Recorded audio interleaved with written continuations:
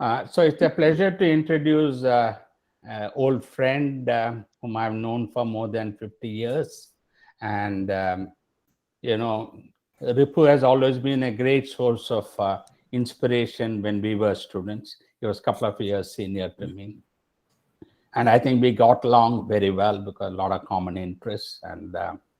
And I learned how to argue because he used to put across points very calmly. I was not such a calm person, but certainly Ripu had certain qualities which are very unique, which we carried on, and we have been in touch all these 50 years, which is something I really this thing. So as Ripu rightly said, he started as wanted to be a peptide chemist, and later, he moved to Miklas Bodansky's lab, I remember, because that's where his other colleague, Chandramouli, also moved, if I'm right. Yes. And who later went to Rockefeller University. Yes. Was assistant professor there. So, I was very fortunate that I had very interesting people when I look back. At that time, we were nobody. But slowly over the years, each one developed their own career, and Rupu is one fine example. And I had the good fortune to buy the book which he wrote on, he was the author for A Cubic Mile of Oil. And it's a book I strongly recommend to many people. It's available on Kindle also. It gives a general perspective of various sources of energy, etc. But I also had the fortune to go and meet him in Stanford Research Institute. And I still remember he showed me the first mouse which was developed for computers there.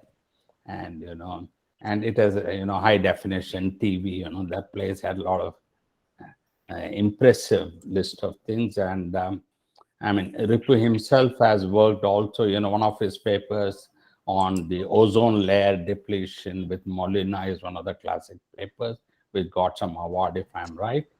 So Ripu has worked with George Olah for his PhD, and then also with this Nobel laureate also, Molina, and he's an active, and now after retiring, he is helping companies to find solutions for energy.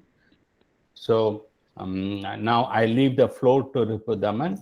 Before that, KK Biotech essentially has been trying to promote awareness, because this is a forum which gives an opportunity to listen to people whom we normally don't get a chance to listen to, but they have made their own mark in life. So I feel very happy about it. So over to you, Ripu. Thank you very much, Kannan. Great to see you, and thank you for this opportunity to speak to your group. Am I loud and clear? People hear me okay? The thumbs up, thumbs down or something? Yeah, okay. Fine. Good. Okay. Wonderful. Kannan, everything. I just want to make one minor correction. I never had the fortune to work with Molina. Yeah, we were associated. We were working on the same problem in different places, and our paper and his paper were kind of jointly recognized by Science in that year for the Cleveland Award that you mentioned on the Antarctic ozone hole formation. And a funny tidbit about it: what did my work have to do with ozone hole over there? There is a connection. With Ola, I started working on nitration chemistry and all that. And at SRI also, I was doing a lot on nitration chemistry, which means putting nitric acid in strong sulfuric acid mixtures and looking at the fate of nitrogen oxides and what's the state they are in. And then my colleagues at the SRI in the other department who were doing the atmospheric chemistry, they were studying the reactions. And one of the ones that Molina and Sherwood Rowland had talked about was the chlorine nitrate species in the stratospheric clouds, which are highly acidic. And so my contribution was, I was a synthesis person. They were all physical chemists. And I was the one who would synthesize chlorine nitrate, and I was the one who would do some of those things and then I said that if you put it in sulfuric acid, whereas the HOCl is a vapor that will come out, or could come out depending on the temperatures, nitric acid is not going to come out because at these acidities it's going to be a nitronium ion. And so the experiment that we did was a Knudsen cell was where we have a very low pressure, so only vapor phase. So vapor phase reactions are minimized. It's vapor to surfaces are that are the only ones. So you bleed chlorine nitrate, low pressure through a cell, and you monitor the products at the other end, and you see what's going on. And then you open a chamber and allow the vapors to expose them to strong sulfuric acid or any other surface and see what happens. And you saw that when I did that, the chlorine species was there, but the nitrogen species disappeared. And that was important because that means that in the ozone hole, what happens, you probably heard that last time, chlorine species are the ones that destroy the ozone. Nitrogen species in the stratosphere are the ones that promote formation of ozone. So in the Antarctic ozone, Antarctic situation in the winter times, everything is quiescent. It becomes chlorine nitrate and stays there, and they go settle in it. At the first light from the springtime, which is in the northern hemisphere, is the fall time. That's when the chemistry interesting happens. The decomposition begins, and the chlorine species come out. They destroy the ozone, and a few weeks later, nitrogen species comes out and restores the levels back to there. So that was the funniest part in it. And so this connection with nitration came in very handy at that time. But that's not the story I want to talk to you today. I'm going to start sharing my screen, and I will.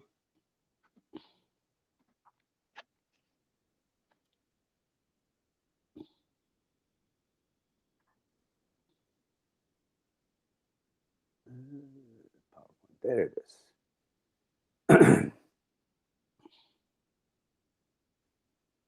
We are not able to see it yet. Yeah, no, it's okay. It's come. Yeah. Okay. Great. You get the screen now? Yeah. Yes. So what's going on here? Ignore. Okay. Okay. That's fine. I have all of you on the side. Yeah. And you're recording? Yes, I'm recording. Yes. Okay. By the way, do you also get the text? Text. Yeah, the video recording it is. No. Do you get the transcription? No, I don't get. No. Okay. I have to learn how to do it. Okay. Well, today's talk I dedicate to my thesis advisor, Professor Ola.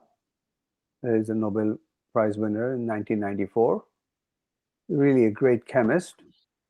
And we say that chemist, I don't call him an organic chemist or a physical chemist or any of the adjectives. I think he prefers also to be known just as the chemist. His things really crossed all the conventional boundaries and mixed all kinds of things. So there were a lot of inorganic chemistry, a lot of organic chemistry, a lot of different kinds of things. He's really a scholar. He would take things and would go very deeply. You should look at his compendium on Friedel-Crafts chemistry. That was one of his first works that he published while he was still with Dow in Sarnia in outside Toronto, I think, near.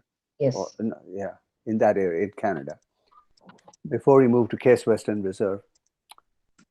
And I think he was a humanist also, a very fine man. You know, we hear horror stories about professors sometimes as graduate students. I remember they were all slave drivers or something. He was really a genuine guy, and he really took care of all his students. It was a family. And once you joined the Ola family, you just stayed there with them. We used to have celebrations for him. There were many milestones of his career have been celebrated at USC, where he was spent last 40 years or so of his career. He and his wife, Judy, they were both there, and they really treated us all very warmly. the atmosphere in his lab was really enriched by all these visiting scientists and postdocs, and the vigorous debating that used to go on over there. It was really fun. And I learned an awful lot, and deeply indebted to him. Let's see. How do I advance the slides? Why aren't they advancing? I think you go back to the reload it. It was working a little while earlier when I didn't have all the other things. What I suggest, you reload it again. What I suggest, there are 3 dots, no, there. Yeah. Okay, And, I stopped sharing. Yeah. So on the arrow again, you go, and your entire screen you put, or window, whichever you want. Entire screen, try. Okay, I'll try entire screen this time. Yeah.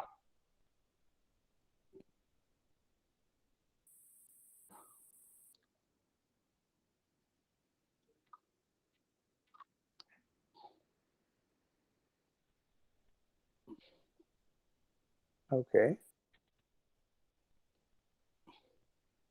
All right. Can you see this? Yeah, we can. All right. Lovely. Yeah. So yeah, now within this mode, of course, I think my keystroke my arrows will work in advancing the slides. Yeah. Okay, so some of the research themes. I mean, he has a very illustrious and prolific career, more than 1,500 papers. I just list a few of these things in some highlights. He started off with this understanding of a question about the implications of the high bond strength of the carbon-fluorine bond.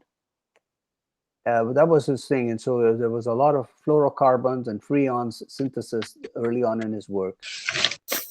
And then started investigating Friedel-Crafts reactions and the fate of aromatics in the presence of Lewis acids, what was going on. And he realized that Bronsted acids, along with when combined with Lewis acids, make really, really strong acids, like HFSBF5 and fluorosulfuric acid SBF5, which goes by the name magic acid. And that in these media of high acidity and low nucleophilicity, carbocations can be stabilized and studied. So these were always thought of as intermediates. But his technique and the use of low nucleophilic media like liquid SO2, SO2F2, SO2CLF, that allowed one to stabilize the carbocations and observe them as long-lived species using techniques like NMR or what have you, and get at their structure and watch them convert to other species. And that really is what constituted a big part of his work. And it has tremendous amount of industrial applications. So many of Ola's patents and his studies led to industrial processes that are practiced at the billion-ton level. So not many people's chemistry gets written or gets practiced at those scales. So aromatic alkylations and things like that the way they do it in the industry, a lot of it is based on his work.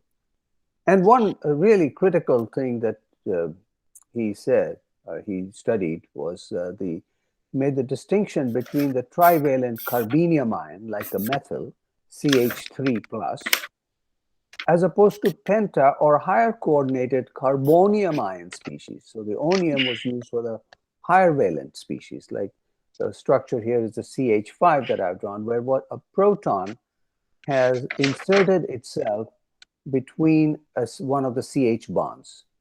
So it's a 2-electron 3-center bond. So this is delocalized sigma bonds. And that was an unusual thing and highly controversial. A statement in his lab, maybe apocryphal, but what rings very true to me is he used to tell us that it's not good enough to being just good. you have to be controversial too. And I think he lived up to that very much. And then I think one of the last, after I had left, he focused a lot on the Methanol Economy, which is a book that he has written, recognizing the challenge of this one carbon species CO2 that has caused the cause of global warming and the climate change. And so he said, well, how do we reuse it? And you could either reduce it, but then you need a lot more energy. And the thing is, if you use methane and then combine methane and CO2, your total energy cost is reduced.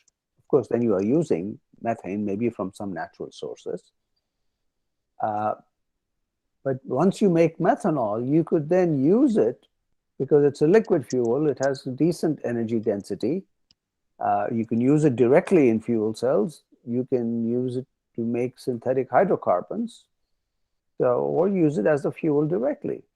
So that was the basis of his little realization of a one carbon solution for a one carbon problem. And I used to have arguments with him because this cycle is really driven by energy. And so where is the energy going to come from is the question. And his retort to me was, well, nobody creates energy. We're always just transforming one form of energy or another. So yes, you will need that, but here is a wonderful way of taking renewable, or solar energy or wind energy or some of the so-called renewable energies, and make and produce storable energy from them. Because electricity, you have to use it right away. As soon as you produce it, you can't store it unless you put it in a battery or something, and then the battery is another challenge. But that's some of the things we'll talk about in a few minutes, I think, in my talk. And let me begin with that. The talk that I wanted to give, which is the replacing cubic miles of oil. I'm sorry for the date, I haven't changed it. This is the talk that I gave to George Washington University earlier this month, early November. And I'm just using the same slide deck. So pardon me for that. So a cubic mile of oil, let me just take a minute here to also say that why I talk about a cubic mile of oil. It's a unit of energy.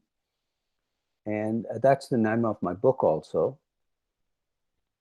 The global consumption of energy, which was around 90-some million barrels of oil a day over 1 year, amounts to a volume which is equal to a cubic mile. Now, on top of that, we also use energy from coal. We also use energy from natural gas. We have nuclear, hydro, many other sources. But each of these sources used to come with its own set of units. And the book that we wrote was to put all the different energy sources on a common footing with a common unit, a cubic mile of oil, and ask the question, what would it take to replace a 1 cubic mile of oil with whatever energy source you want to talk about? Okay.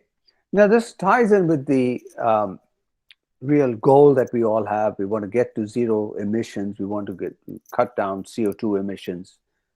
And that's because the climate change is happening. It is a real thing. It's not a hoax. And the main driver for that is the energy consumption. Energy consumption is the main driver of climate change. But energy use is essential for our sustenance. Sustainability for our society, the way we live today, is really energy. That's where it comes from. We are sustained by the use of energy, whether it's the Zoom meeting or the lighting, the transportation, the food we grow, what have you. And yet 80% of it is derived from fossil sources. And when you derive it from fossil sources, you end up emitting CO2. The rising level of CO2 in the atmosphere is what's causing all the problem. Urgent action is needed now. The situation is very dire, but we are not doomed yet. I'll show you. This is an IPCC report that came out earlier. Just the cover of that to highlight. And this report, really, they called it, it's the code red for the globe. And it pointed out that the human influence has warmed the earth. Now they could say, through all the modeling and simulations of how the trends over the last few thousand years, or the last century and a half in more detail on the right, that if it is anthropogenic emissions that are causing it. So no more doubt. That doubt is kind of gone out of it. So let me see if I can you see my arrow? So when you do the simulations with natural sources, only variations, that means volcanic and solar fluctuations, the models always show this should be the temperature change in this greenish band. But once you include human induced effects, then the observed, which is this black line, is mimicked very nicely with the brown line. So the fact that humans are having an influence on this is unequivocal. Here are the trends of global primary energy consumption. It's produced by the BP, Statistical Review of World Energy. I've changed the units. I put cubic miles of oil on this axis. This is 1, this is 2. So in 2006 or so, this is oil, there's natural gas, then there is nuclear, hydroelectric, and this is what they call renewables. I don't like to use that term, but that's wind and solar mostly, and this is coal. And 1 cubic mile of oil, if you want to use the BP's thing, is 3,500 million tons of oil equivalent, metric tons of oil, sorry, 3,500 million. So that's 3.5 billion tons of oil is 1 CMO. The path forward, what everybody talks about, is we need to electrify everything, our transportation, our built environment, our industries, and then produce adequate amount of carbon-free electricity. And that's the way we can get to zero emissions. So that's where I come to as I see no other way but to expand nuclear power. And the rest of the talk will be just about that, why I believe that, and why I would like to say that. So take a look just as to where the emissions are coming from. You look at the CO2 emissions by sector. We have the transportation, which is about a quarter, 23%. In industrial operations, that's about 32%. Building operations, the heating, cooling of buildings, that's another 28%. So these are 3 big chunks. But there's the agriculture. Agriculture is also in here. And then there is the building materials and construction. So basically steel, iron, aluminum, the constructional glass, that also produces a lot of CO2, all these operations. So we really need to attack all the goals. Just using the way electricity is being used for building operations in at homes and offices, or our transportation, which are big, we need to do that. But for some of these other things, there's a lot more innovation that is needed to make those processes also be carbon-free or not result in emissions. It's a tough challenge. We have tough choices ahead. I said that we use a lot of fossil energy, but it's because we need it. And yes, there's only one Earth and we have to protect it, but you have to balance it with our need to sustain ourselves. We do know that our current practices of energy production and consumption are unsustainable. CO2 emissions keep rising and the globe is threatened.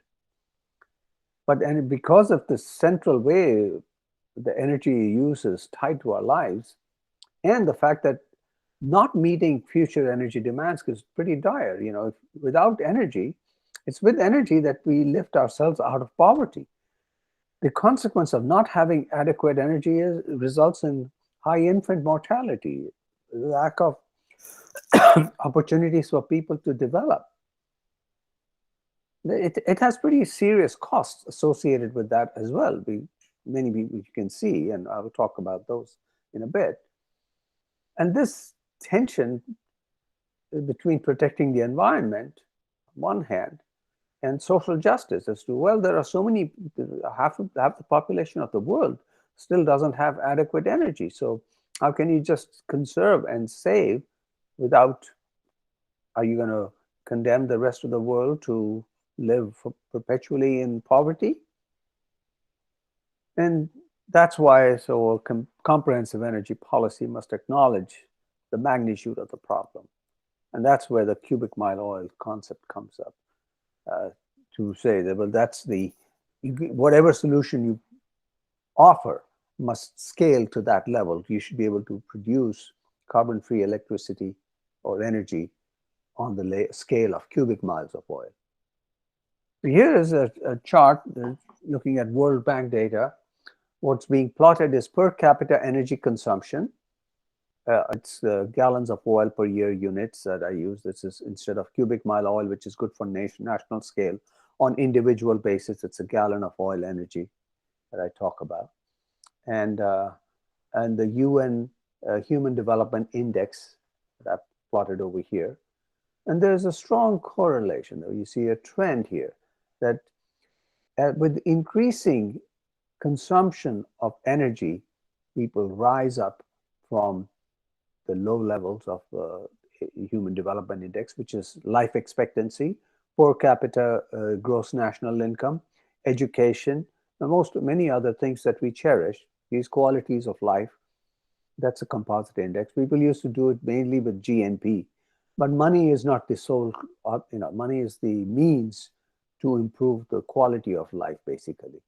So that's where we are. And I haven't made these bubbles bigger or smaller depending on the population, but you would see that world's big populations are all down over here, and we want them to also come up to here, this level. I know after a while it doesn't help.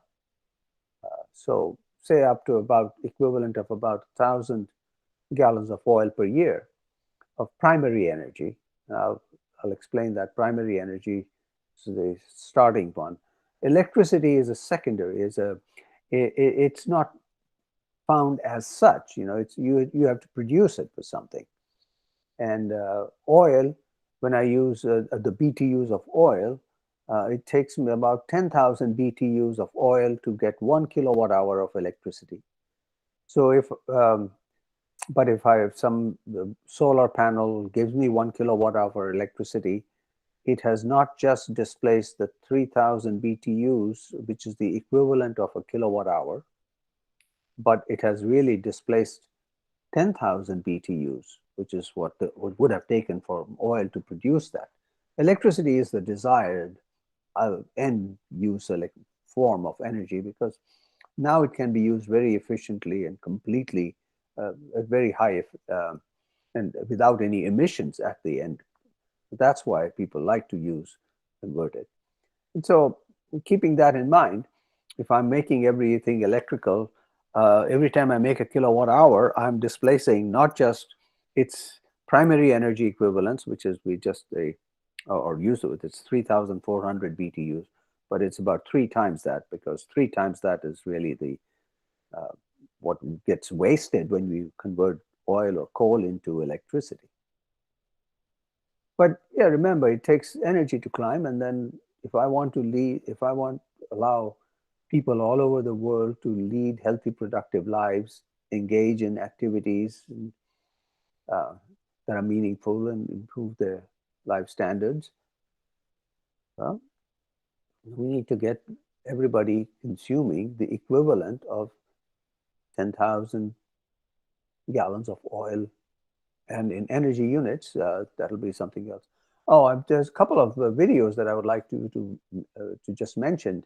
I really urge you to watch these two videos by Professor Hans Rosling. He's passed on, actually. You find them on YouTube very easily. There's one which is about 200-year history of 200 countries in 5 minutes, and then the magic of washing machine. Both these are delightful videos. Take a few minutes, watch them. So if our target is to get how much energy we need really for the world, they say, it's always good to begin with the end in mind. So let's say our target is 2050, and we want to make some assumptions that there are about 9 billion people in the world, and the desired minimum per capita energy consumption, as I said, is about 1,000 gallons of oil equivalent per year. It is still half the US consumption. It is comparable to what's in Europe and Japan. And then if I convert it, that's equivalent to about 9 trillion gallons, or about 8 cubic miles of oil. Now, if I use an all-electric scenario, in that scenario, as I said, I'd use that conversion factor. 1 gallon of oil is 12 kilowatt hours of electricity. That's what it produces. So 9 times 12, that's 108,000 terawatt hours of electricity is needed to sustain us at a decent level, so people can lead healthy, productive lives. That's about 4.5 times the current global electricity production of 24,000 terawatt hours. Okay. We're doing some very high-level kind of things, really. Let's say, well, what does it mean? What capacity do I need to install? So basically, I need the world to have 12.3 terawatts of power generation capacity. If these power stations are working at 100% capacity, it means 100% of the time they are available. Well, if that rate, 12 terawatts, and if I say it's $5 a watt of installed capacity, which is, I'm using a very, things can be done much lower dollar values also. $5 is pretty high. But if I do that, then 12, that's about $60 trillion, or about 2 trillion per year. In terms of the gross world product, that's only 2.7% of gross world power, gross world product. So that's the GWP of global GDP. If you look at that, then it's really 2.7% per year to save the world is not unheard of. It certainly can be done. It has been done in the past.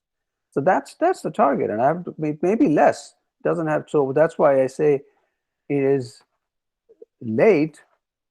So late, we have been very late, and that's why it's very dire. But we are not doomed, because in 30 years, it's possible that we could have we could install the required 12 trillion watts. Or, of course, if we want to go with wind and solar, then we'll probably have to install higher capacity. And let's take a second about the renewable energy sources.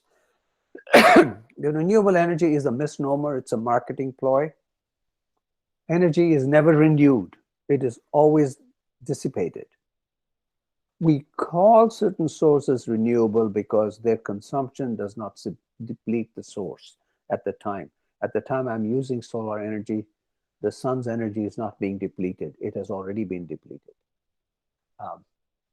But these sources will last for as long as the sun shines. Yes, that's true. But harvesting them will require many non-renewable resources. for the structure and all that. And you have to look at it as to, well, how much stuff do you need to capture 1 kilowatt hour of electricity or whatever a certain unit of electricity, and how, if I'm going to scale it to my end product of 108,000 terawatt hours each year, what does it take? And of course, if longevity is the criterion, then I think nuclear power should also be termed renewable, and it should be given the renewable energy credits, which is a major source of revenue for wind and solar energy farms. These credits and other financial incentives that are provided then could make could make nuclear power also competitive and not be under the threat of closures. So the challenge for the all renewable scenario, which is that wind and solar are intermittent sources. They're generally available for 30% of the time. And so installation, instead of being 12.3 terawatts, now jumps to 30 to 40 terawatts. And installation is done at the watt, at the escape money is talked about in dollars per watt. That's where the capital expenditures occur, in the capacity, in the installation. And that the intermittency means that you also need to store the electricity, because you're not always, these things go up and down, the usage goes up and down all the time.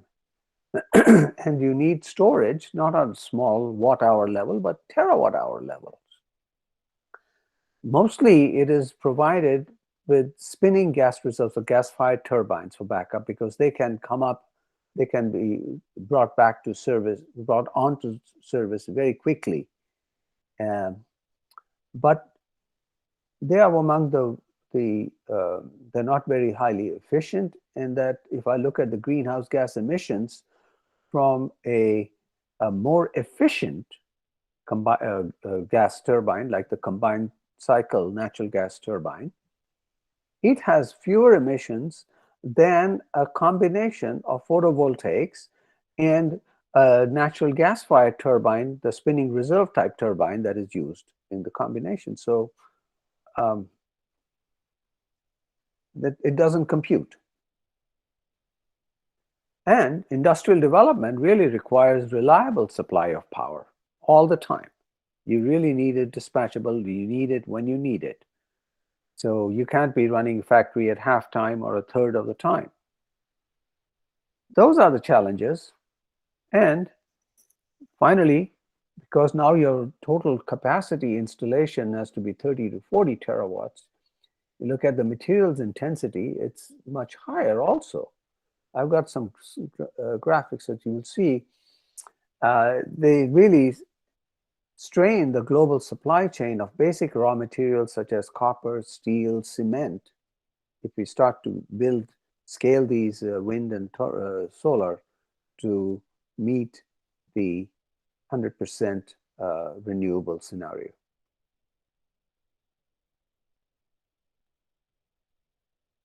Oh, what happened here?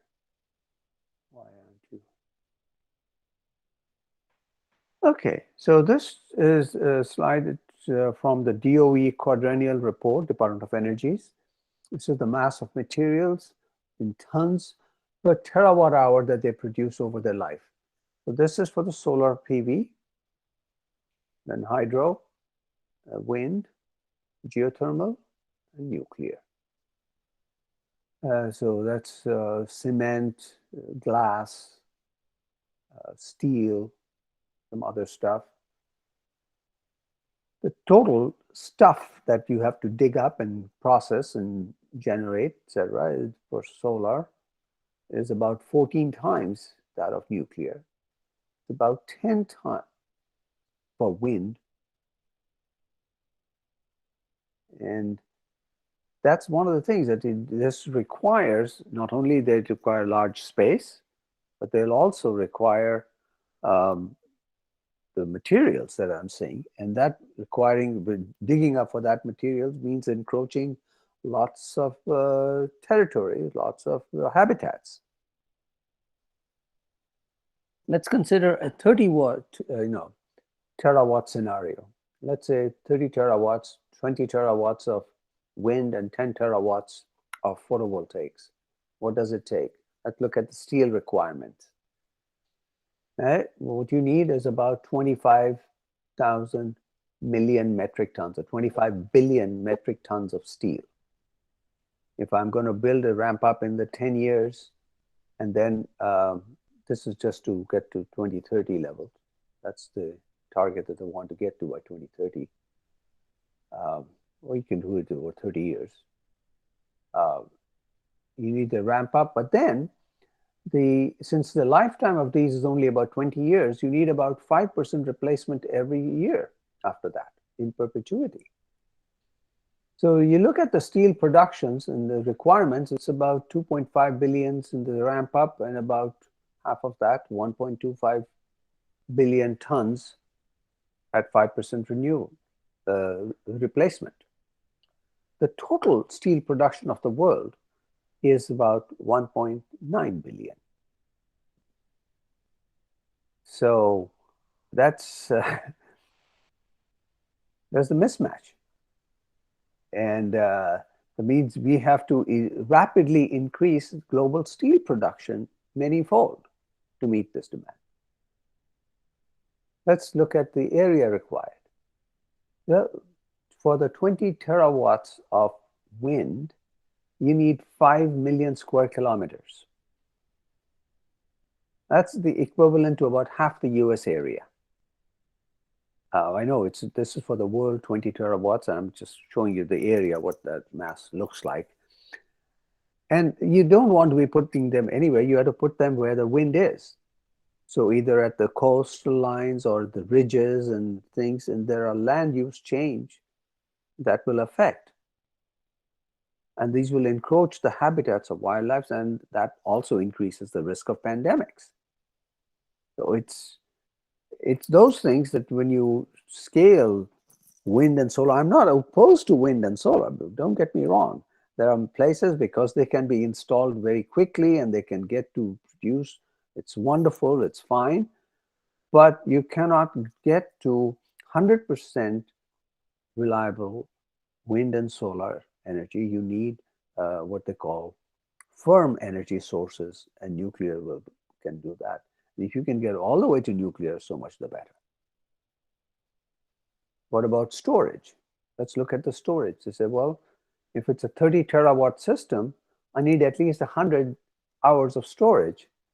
And that means I need 3,000 terawatt hours of storage. Let's look at lithium ion that is required for this. Lithium material that's required will be about, it's 260 tons per megawatt hour. That means I'll need about 980 million metric tons of steel. Global production of lithium in 2019 was 60,000 metric tons, or 0.06 million metric tons. And you want to get to, so compare 0.06 to 980. So you can see, it's a massive, massive increase, and that will definitely constrain the resources. The 60,000 metric tons is barely enough for 5 million modest electric cars like Nissan Leafs. And there are about 2 billion cars in the world that need to be electrified. There's a big gap between 5 million and 2 billion. So it's the similar supply constraints will come for other commodities like nickel, cobalt, cement. Won't belabor those points right now. Let's continue. And really the advantage of nuclear energy is its high energy density. This is a cartoon that I picked from the web, energyeducation.ca. It kind of shows, the fuel energy density in megajoules per kilogram sugar, coal, fat, gasoline. That's pretty. So from 19, you jump up to 46. And you go to uranium and you say, oh my God, I need to just sheafs and sheafs and sheafs of paper, because it's millions of times. And people generally display this on a log scale just to make it easy. It's, yeah, this high energy density means it has a much smaller environmental footprint. It also has among the lowest CO2 emissions per kilowatt hour levelized. Nuclear has about 12, wind 14, concentrated solar has about 41, PV utility scale is about 41, and residential PV is about 48. These are grams of CO2 equivalent per kilowatt hour. Coal and that's almost 1 kilogram. The common objections people talk about nuclear power is that the fuel supply is there. Or will it last? Is there this nuclear waste? What do we do with that? And in general, people are scared about it. And I understand that.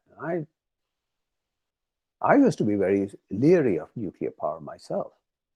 I thought that I used to buy into the idea that the only nuclear power I need is the plant I need is the one that is 93 million miles from here. That's the sun. And I don't need any more over here, which is true. Sun does give us more than adequate amount of energy. The solar energy incident on the earth, on this ground, amounts to 23,000 CMOs per year. But it's the energy and the materials required to harvest that causes the problem.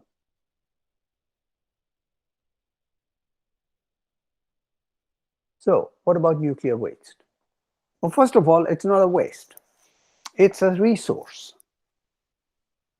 The energy embodied in the uranium and the nuclear fuel rod, which these pellets inside a steel rod, which are assembled, and then these are put in the reactor. We barely use 5% of the energy. About 90 to 95% of energy is still in them by the time enough impurities have built up that they mess up with the neutron balance. And so currently, the practice has been, instead of dealing with that or reprocessing, we shut down reprocessing. So we just take it out of service and we store them in these concrete casks, passively cooled. So for a while, they stay in a pool of water that absorbs the radiation that's coming off from the fast depleting nuclides in it. And after 20 years or so, it's taken out and then put in these dry casks. And you can walk up to them and you can see them. They are sitting, they're solid, they're not going anywhere. They don't hurt anybody. Nobody has died from those. Yes, they are a threat. They are a hazard, but they don't pose a threat. So I think we have to be careful with talking about the nuclear. Yes, it's hazardous, but it's not a threat to people. What radiation, radiation level is, except it's the fear of radiation, and that's been drumbeaten into us for so many years. It started with the well-meaning thing in the wake of the Second World War, after the Hiroshima and Nagasaki bombs lasted. And then people the countries, the nuclear powers, were testing the atmospheric tests, and the fallouts were there, and scientists were rightfully concerned about it. And then that gave rise to the theory at the time that any radiation is bad. And this is called the linear no threshold theory. But living on Earth already exposes us to between 3 to 7 millisieverts per year just from the cosmic radiation that's falling on us, or from the Earth terrestrial radiation that's coming out in form of radon or other sources, like the granite that we use on our kitchen counters, and because it's It's ubiquitous. The public safety limit that they are talking about is this little green dot in this green circle. So let's start the other way around. A radiation of that level of the red circle, 40,000 millisieverts per month, is fatal to a tumor. Radiation therapy, we use this yellow circle, about 20,000 millisieverts per month. It's not fatal to the rest of the things, but it gives a chance. The cancers, those cancerous cells can be killed very quickly. 100 millisievert per month is it's a conservative and safe level. But the public limit currently being practiced recommended by the International Atomic Energy Association, or the UN panels, is 0.08 millisieverts per month, less than 1 millisievert per year. I think it's off by a factor of 1,000. If you increase that one and you allow people, the plants to operate with this, it's not drum this fear of it that every bit of radiation is bad for you. But there are places on Earth in Kerala or in Switzerland, in Norway, and in Denver, where the ambient radiation levels are much, much higher, about 40 millisieverts per year or something like that. And people are thriving. And that's because it's not true that every bit of radiation that can cause the DNA damage will lead to we also have repair mechanisms in our body. Our DNA has evolved to have all the repair mechanisms. More than 30,000 DNA breaks happen each day in our bodies, in each cell, something like that. It's a huge number. I may be misquoting the number. It's a large number. But we don't, the body has some repair mechanisms also. So if an acute radiation dose of high value can be fatal, but low-level radiation, and then you take that and you multiply it by the probabilities. That's what causes all the atrociously high numbers and scary numbers that people hear. Because then they say, well, it's a low level, but it's over the 100 million people. And so just multiply that very low by the 100 million and you get a few thousand fatalities projected. Actually, nuclear has the safest record in terms of fatalities per terawatt hour produced. Deaths per terawatt hour by energy source. Okay, nuclear is 0.04. I'll talk about why I've cut that here. Wind, look at coal is about 160, maybe 200, varies. It depends on how many controls have been put on it. So if you're not using this and using some of these, you are really causing a lot more fatalities. There is no safe source of energy. They all have something with them. And the reason I changed this is 0.04 was based on had the 4,000 future deaths from cancer due to Chernobyl accident. That was what the UN report had done earlier. But then a more recent report updated said that these cannot even be detected. This should be actually, that's done by a faulty analysis of taking very low numbers, probabilities, and multiplying it over the very large population that could be exposed to it. And that reasoning that logic is fallacious. What are the major nuclear accidents that people worry about? The 3 Mile Island. There was loss of cooling, partial meltdown of the core, but the containment held. Some radioactive gases were released, but there were no casualties, no ill health effects from exposure, none whatsoever. But it closed the industry immediately. On the positive side, what happened is it really led the industry to regroup and check its safety protocols. So much so that now, instead of being about 70% uptime, their nuclear power plants have a capacity factor of 95%. They are up now almost 95% of the time. The downtime, scheduled downtime, is for refueling and things like that.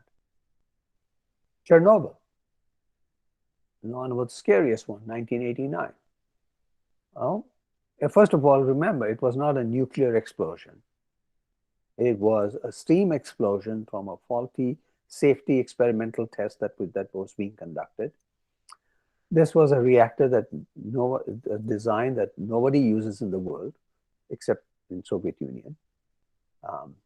It had no containment. The roof was blown off, and the fire, as oxygen contacted the hot graphite in the core, released more radioactivity, exposing about 600,000 people. 50 workers died from the acute radiation right then and there, and another 230 suffered radiation illnesses. As I said, the IAEA estimated 4,000 additional cancers to the exposed population based on the linear no threshold. But in 2017, UN HCR report says that these are undetectable. And as such, in this population, about 120,000 cases of cancer are anticipated from all possible causes. Cancer is not that uncommon. About 20% of us, if we live long enough, will contract cancer. What about Fukushima? Well, it was an earthquake followed by a tsunami. The power plant shut down according to plan with the earthquake. But because the loss of power, because the power plant was off, that meant the cooling water could not be circulated. And the backup diesel generators, which the people were told to keep them at higher ground, they had not moved them. They were underwater. That caused a lot of problem. Anyhow, the primary containment held. There were a few hydrogen explosions, and some radioactivity leaks to the surrounding area. But the amount of radiation that leaked could not have caused much harm to anybody outside the immediate vicinity. However, 100,000 people were displaced from their homes.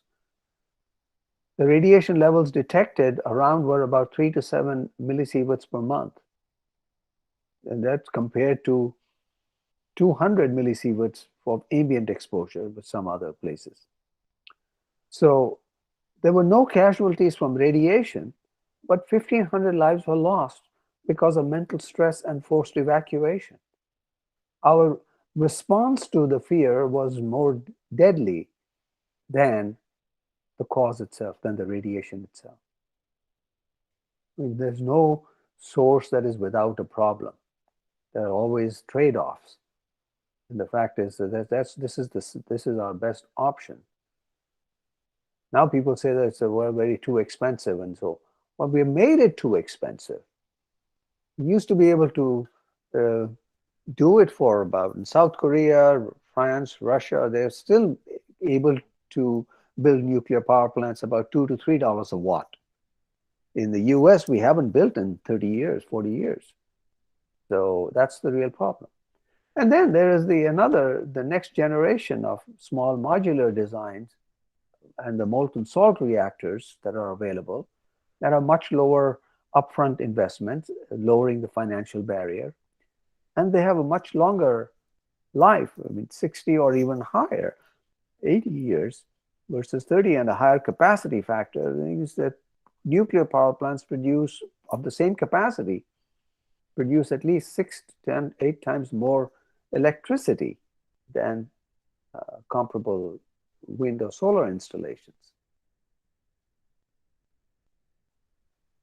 And so these molten salt reactors, that's one of the things that was developed in the 1960s in the Oak Ridge National Labs. These were with the breeder technologies also. But that test was being done without the breeder. They just had the sensors to see how the breeders might work. But the fact is that the uranium fuel is dissolved in a mixture of lithium fluoride and boron trifluoride and beryllium fluoride. So BLIFE is how they call it. These fluoride molten salts, they have a very high range of liquid. So they can be at very high temperatures, but without any losing, having high pressure containment requirements. And uranium is dissolved in it. So there are no crystal defects, or with the radiation, everything is soluble in it. So you bleed out a little bit of the liquid to process, and you can remove the other elements, the undesirable elements, and the gas, the xenons and the radioactive, some of those compounds that come out, gases that come out, can easily be removed from the reactor, and we have a much deeper level of utilization.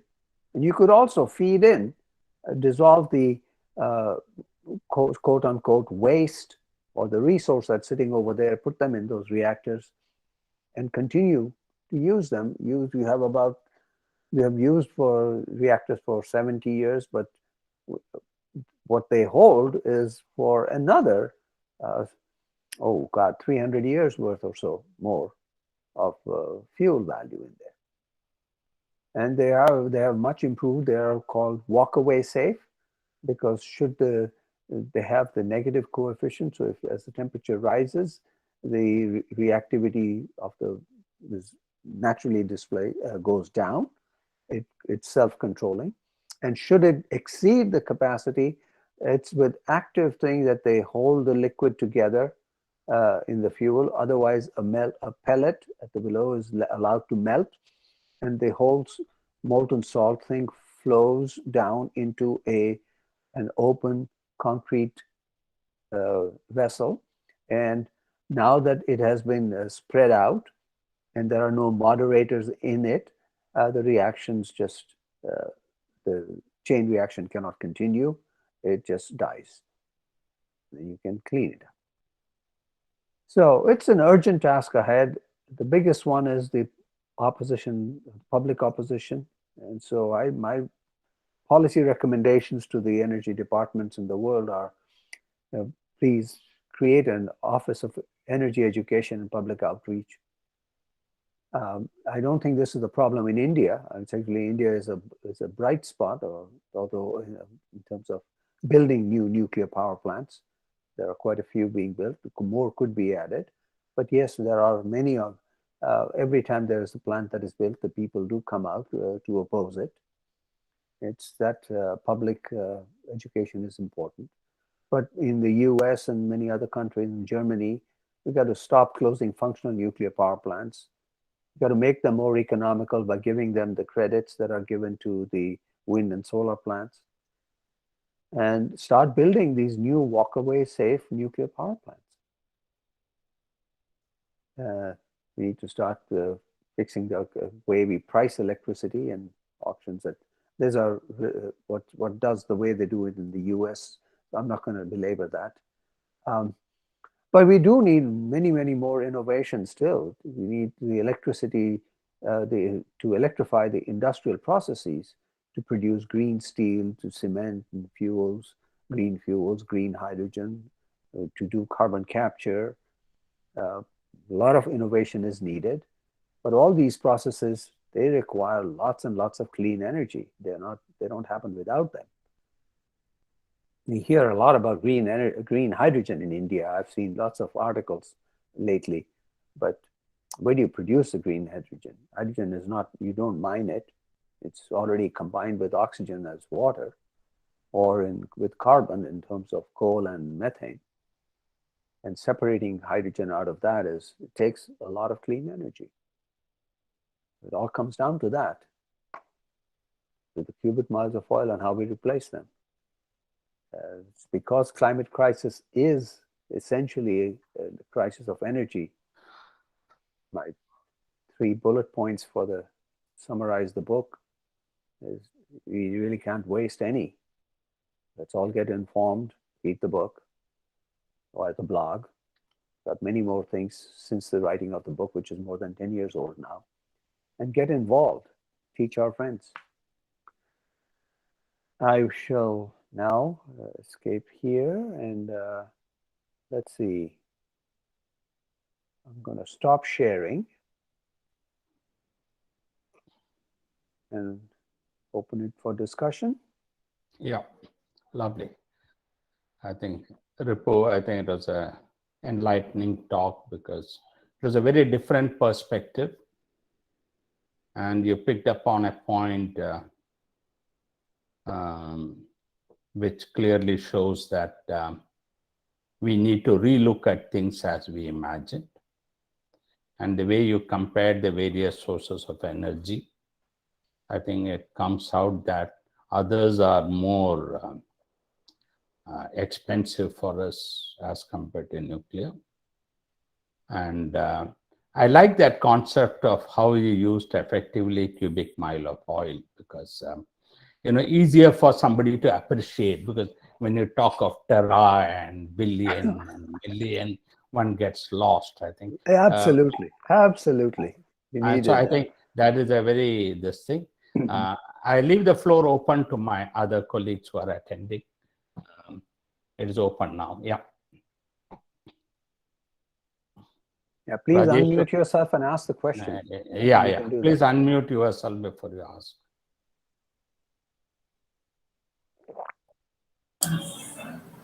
Yeah, Professor Muralidhar. Yeah. Just a couple of queries. Very educative talk, and touched upon probably the most important concern of modern society. However, the common man, when I refer to an average Indian common man, in his daily life, does not feel the pinch. How do we get the education down to his level? The second is there any legal framework, even under UN, to punish sections of society which are leading very high energy consuming lifestyle? Even at a national level, is there a legal framework? Otherwise, this will become simply preaching and nobody is concerned. It's a very serious problem. Yes. What do we do for this? That's all. I don't have any technical queries because most of it is more social science. Yeah. Well, I mean, Does UN think of any legal framework? no, I dare not punish US. they're not punish anybody. Yeah. The thing is, it's we have improved. We are all enjoying lots of benefits of consumption also. And the fact remains that there are, in India, when you say the common man doesn't feel the pinch, I wonder what makes you say that, because that's where I see the need for getting clean water, clean, sanitation, and things like that. They all require expenditure of energy, consumption of energy. Yeah, but when government gives subsidies for LPG and other thing, his daily energy requirement is met with. True, He doesn't have a car. He doesn't have anything. no, All but he they wants are. is, They will. The people will require, will demand. They will have. They will to allow of course, them to. indirectly it is all affecting, but Yeah. he doesn't feel that responsibility that I am also damaging. That Well, right thought now, doesn't in the absence of it, in the absence of the LPG, I know how toxic the stoves, the chulhas, were when you burnt and cooked the food Yeah, yeah. indoors. I Yeah. remember my So this grandmother. is They were I horrible. saw Kitchens that. were horrible. Yeah. I grew up in that. When I grew up in Calcutta, I've seen it right around my neighborhood. There were the busties and those places, and how the quality of life improved as soon as electricity was brought in. Yeah. And all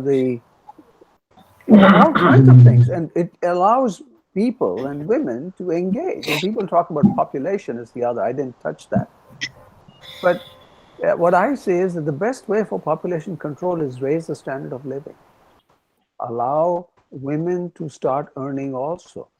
Get them to engage, and once that happens, you see it time and time again throughout the world. Once the standard of living has increased once the women were empowered. Also, population rise stopped.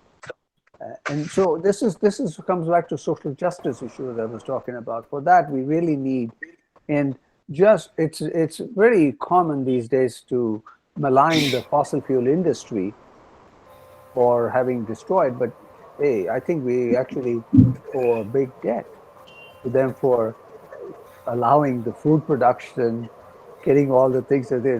You heard the talk last month about the fertilizers and how that movement, and that was also fossil fuel based movement.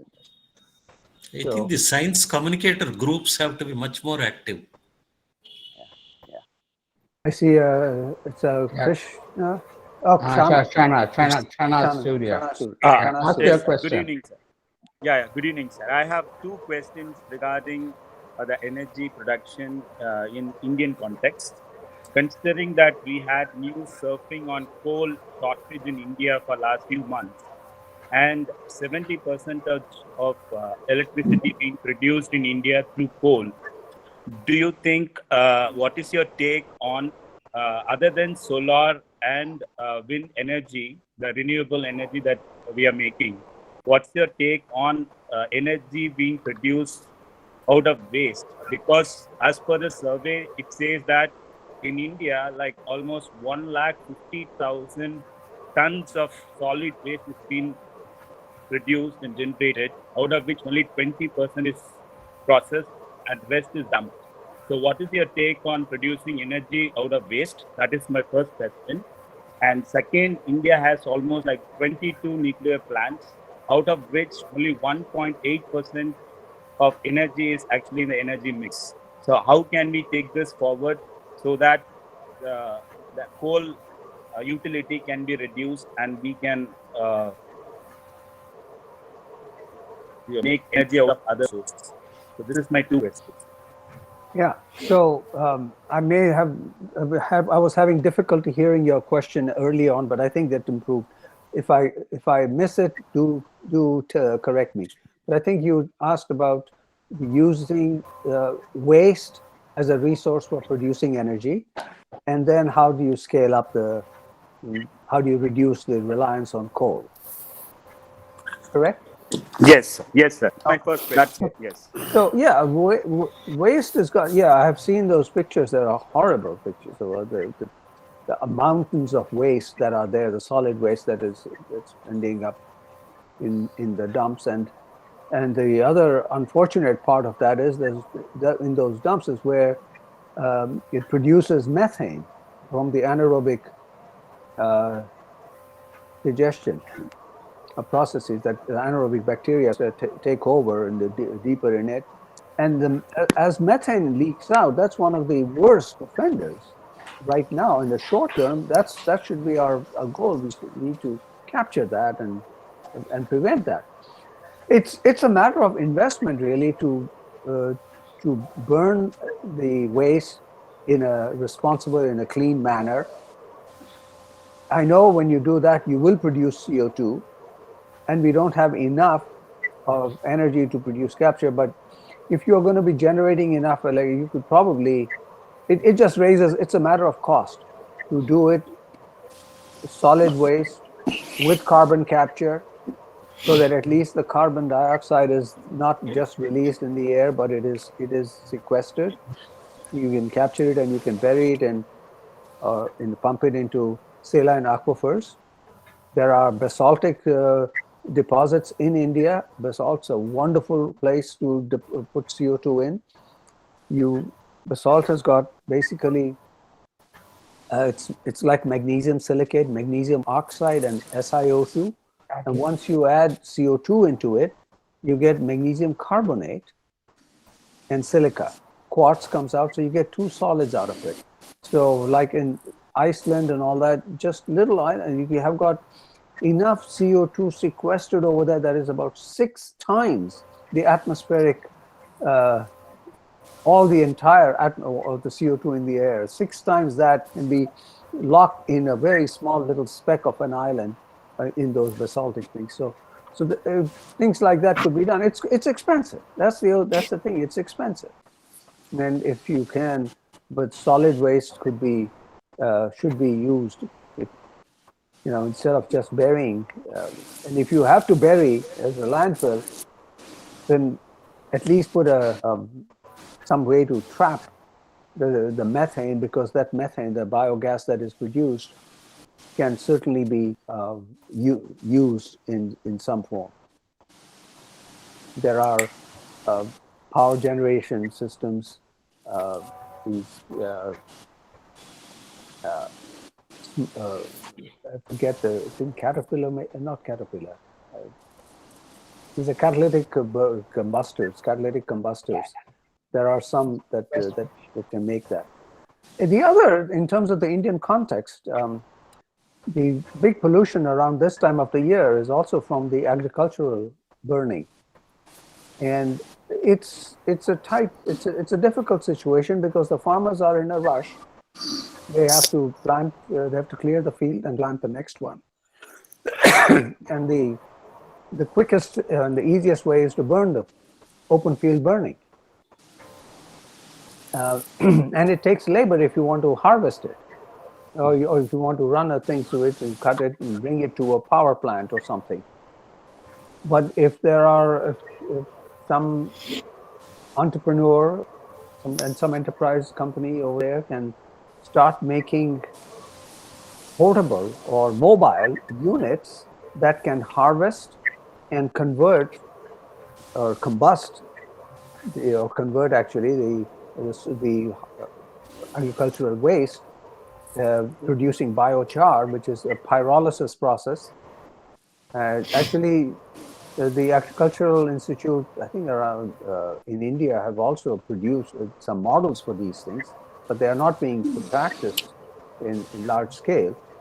And they could go from farm to farm, clearing them up and giving them biochar as a soil amendment, improve the soil quality at the same time, and move right on. So there are solutions.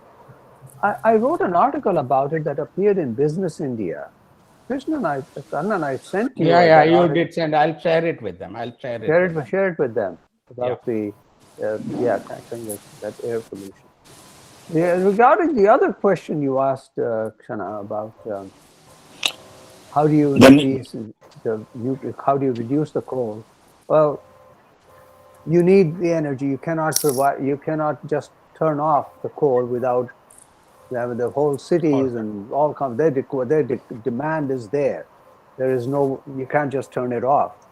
And so either you provide some alternate. So if wind and solar are the only ones because of their upfront financial requirements are low, then so be it.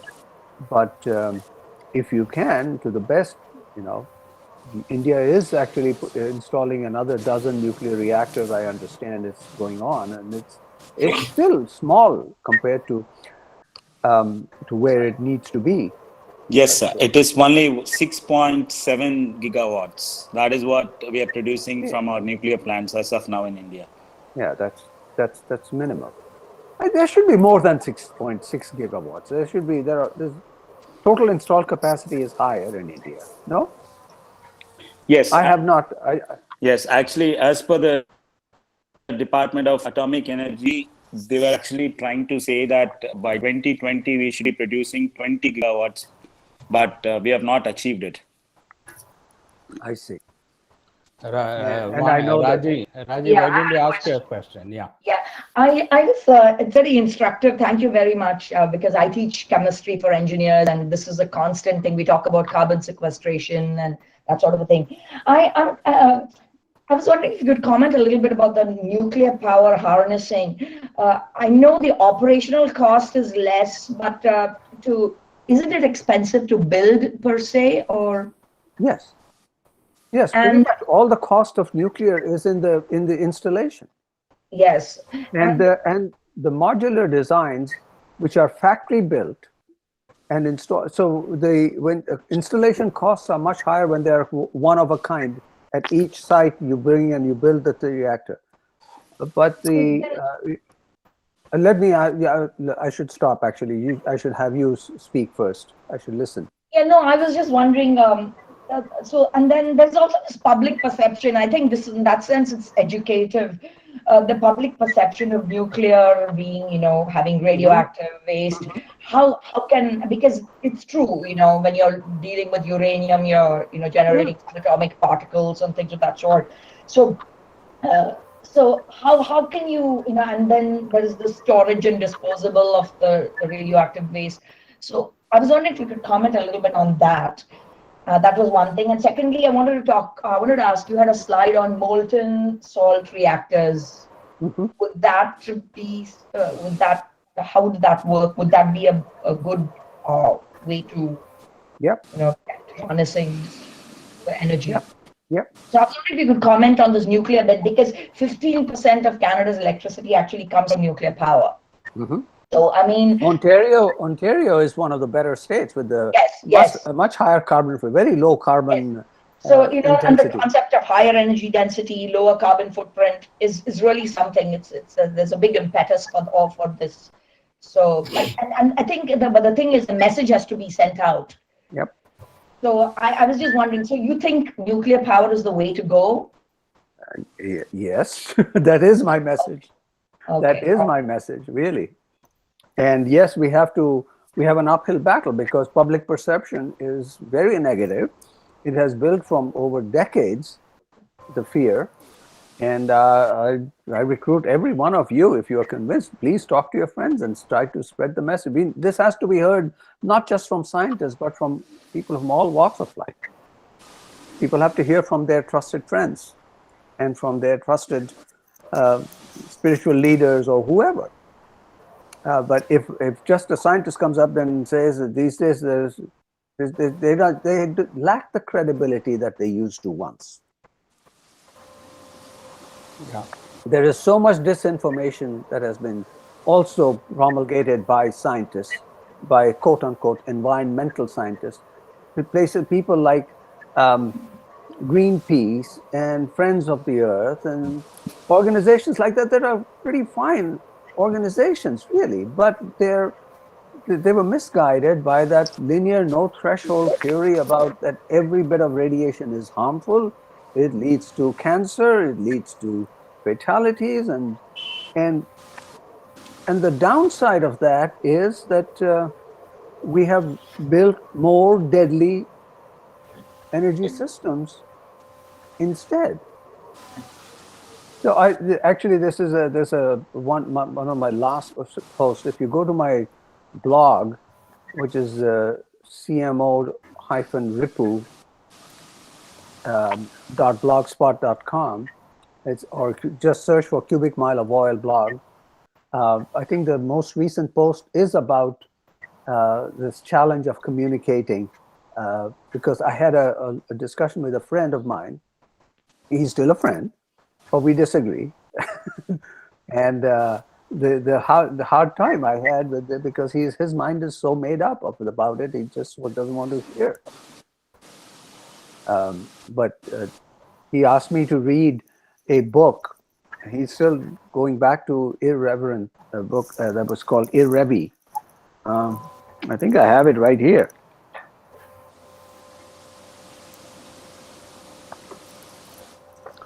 He said, Ripu, read this book and tell me about it.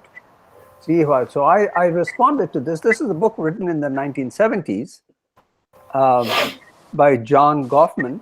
He was a nuclear scientist. He worked, so he has the credentials, but he was also. I mean, it's all about rhetoric, and it's all about the linear no threshold.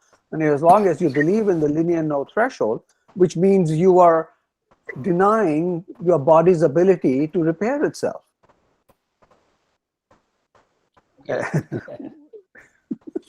Yeah. Sunil, you want to ask something?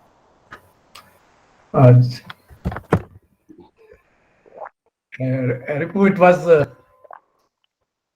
very interesting talk.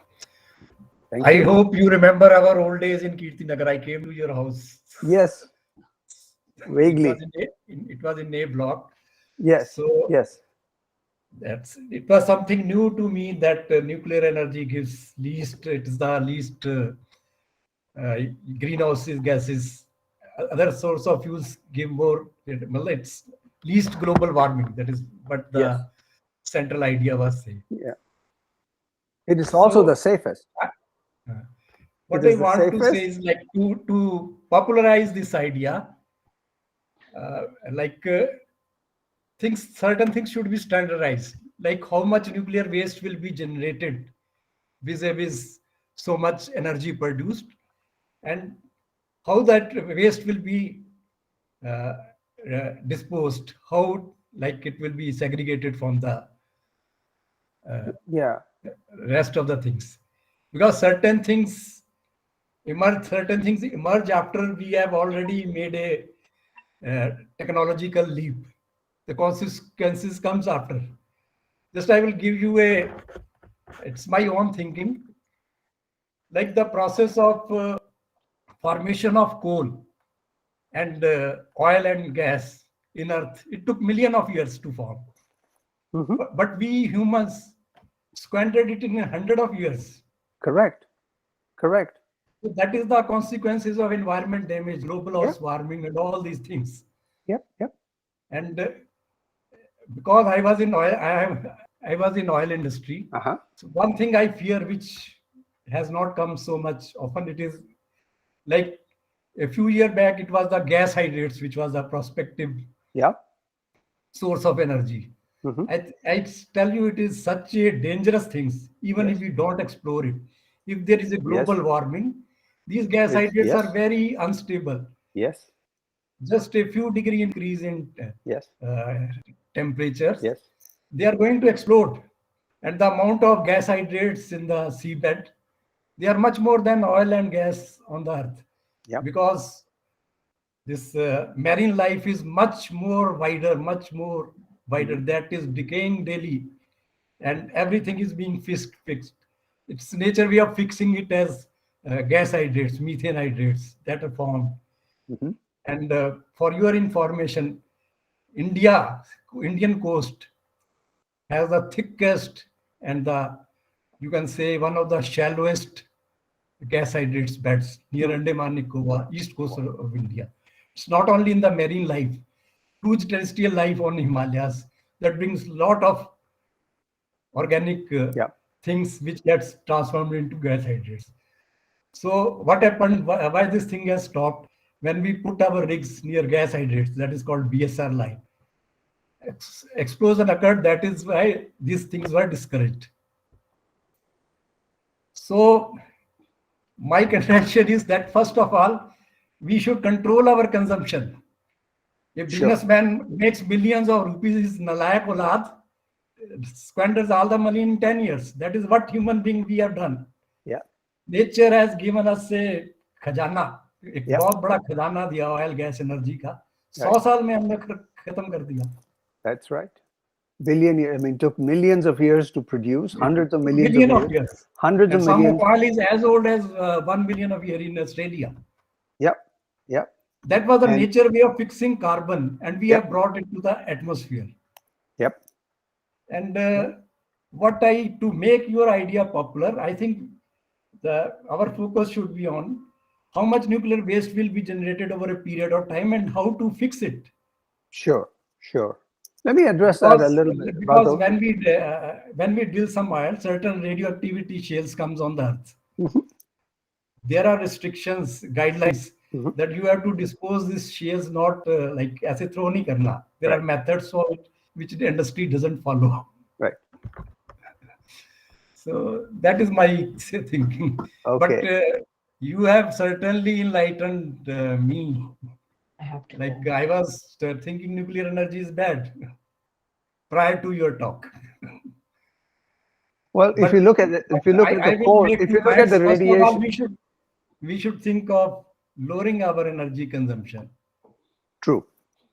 And True. second, how to dispose this nuclear waste and how much it is generated and how to, because as you are giving some limits that this limit is safe.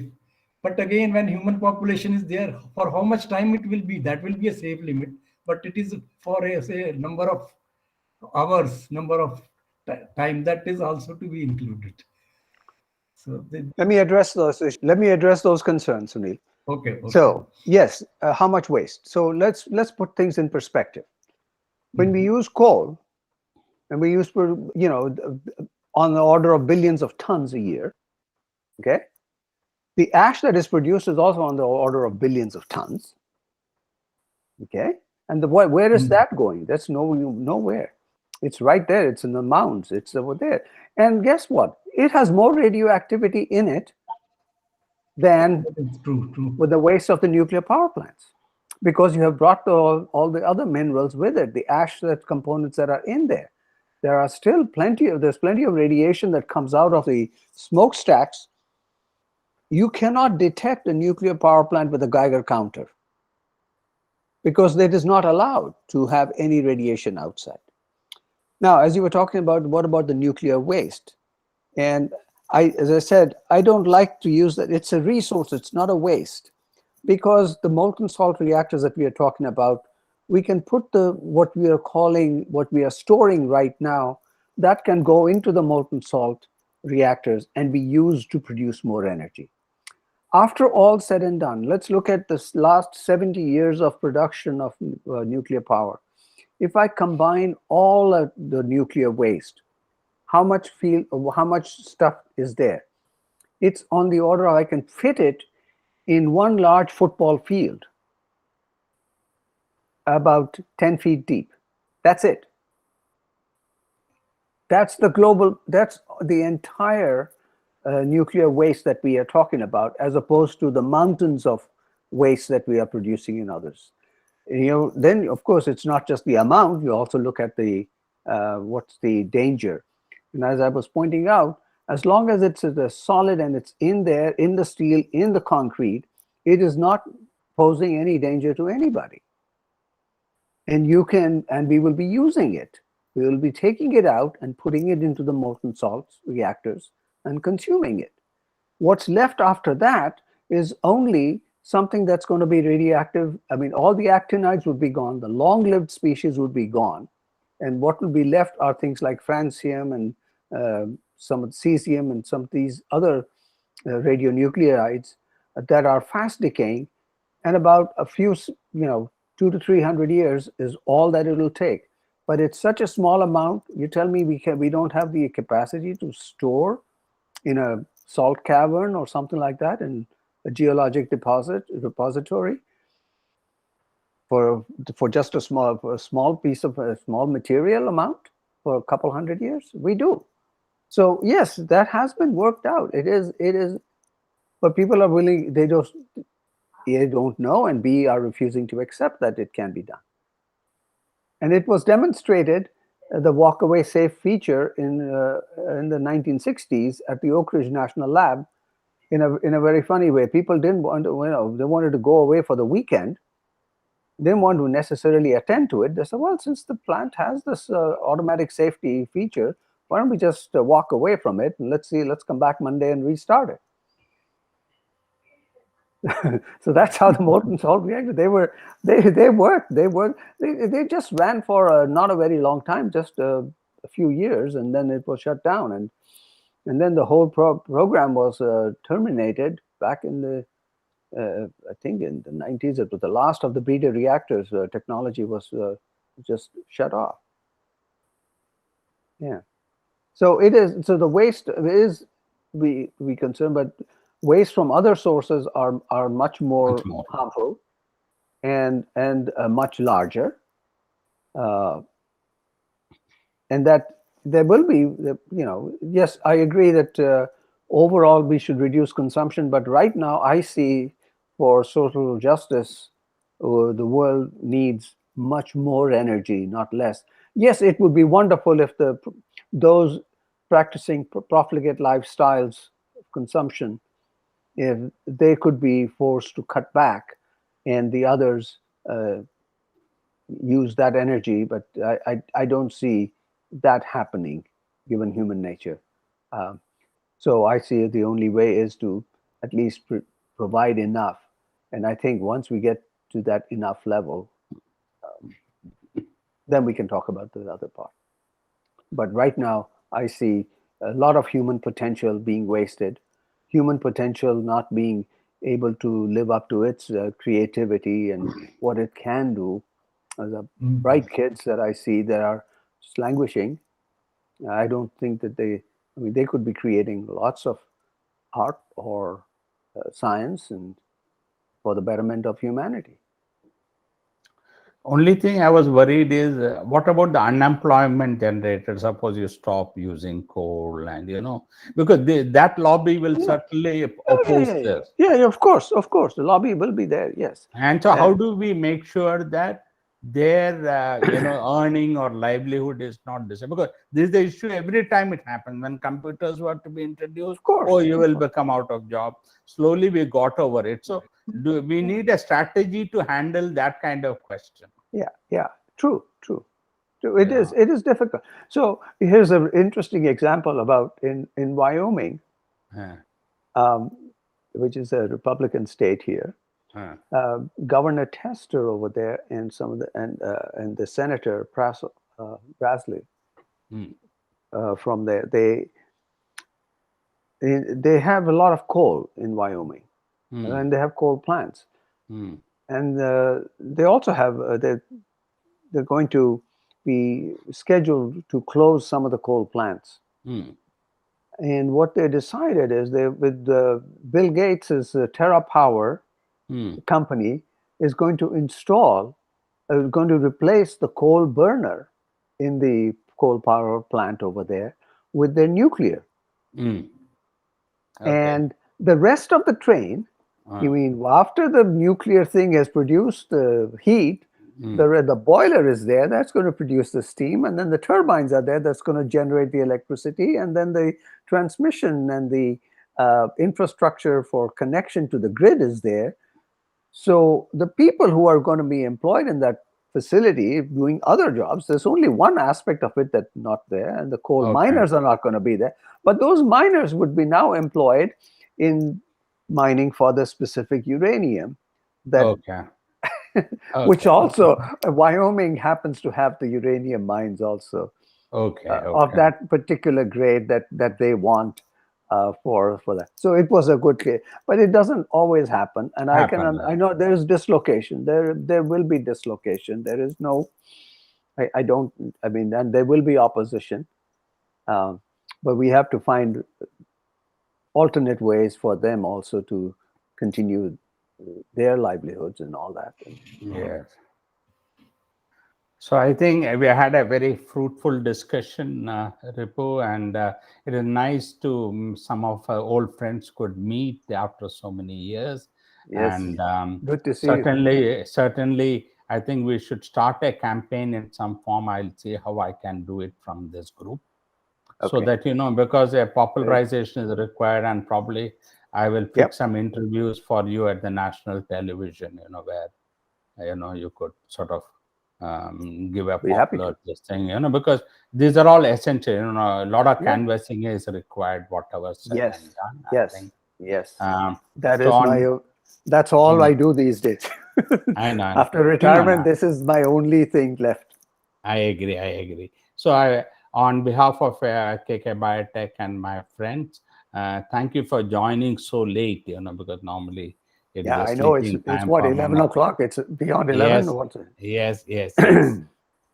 So thank you so much, and have a Merry Christmas and a Happy New Year to all my colleagues. And we start again next January, and it is going to be on 5 cancer drugs, how it went through clinical trial, what clinical trials are, and how checkpoint inhibitors are helping in treatment of cancer. So the next lecture will be on that. I'll announce the date very soon. Thank you so much, Ripudaman, for joining and sparing your time. It was very early for you, and for others very late. But thank you so much. Thank you. I'll share the recording. It was very enjoyable. Thank you. Good to see you, Sunil. Okay, bye-bye. Good to talk to you after a long time. Yes. Nice way to connect. Thank you so much. Yeah, bye-bye. Bye-bye. Bye.